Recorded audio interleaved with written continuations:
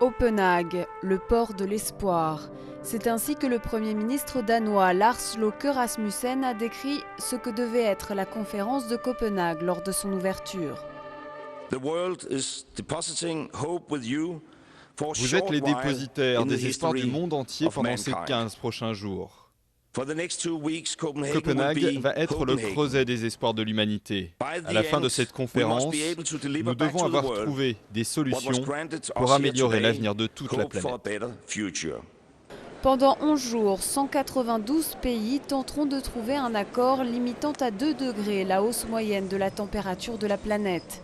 La conférence a débuté sur la projection d'un court film catastrophe montrant une fillette qui s'éveille au milieu d'un désert au sol craquelé avant d'être rattrapée par des vagues déchaînées.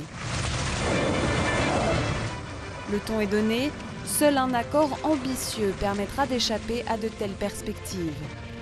Déjà, quelques idées prennent corps pour répondre aux besoins urgents des pays vulnérables face au changement climatique.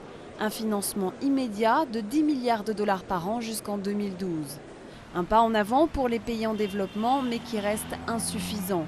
La presse officielle chinoise appelle ainsi les pays du Nord à mettre la main à la poche, alors que Pékin a récemment avancé pour la première fois des objectifs chiffrés. Du côté des États-Unis, Barack Obama a annoncé qu'il se rendrait dans la capitale danoise pour la clôture de la conférence et non le 9 comme prévu. Il espère ainsi que son prestige aidera à la prise de décision. La conférence de Copenhague démarre donc pleine de bonne volonté. Chacun espère que cette rencontre internationale se terminera par un véritable accord, surpassant ainsi les différences entre les nations.